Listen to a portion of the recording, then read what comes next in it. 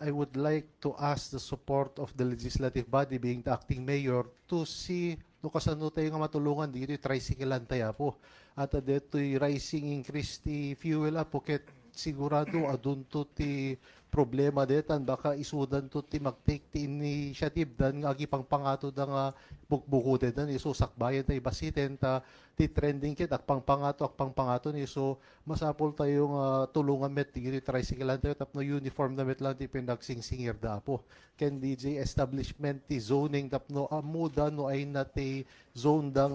pick up ken drop kit kastoy latat masurot ko ba nga plete apo. Being the chairman on Committee on Transportation, I have talked to the president of the FETAL, the Honorable Alwin Martin of Barangay 2. Agkwada kano apo bise emergency meeting da kasi di dyan nga rod medyo madanagan da ken dak amo no kaso ti kwati sapul da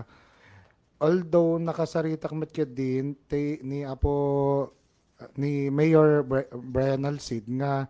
no kumakaya tayo pa lang ti ag subsidy this but just a temporary ngamin apo Vice Mayor ket narigat met no ipasata itan so no kaya tayo pa lang da pangalan tayo ti i-subsidy tayo kadi tricyclean no ko mabalin di pa lang ti first step tayo ang no talaga nga madinton anyway agbi-meeting damet kid di pa lang di FETAL apo Vice Mayor. Thank you.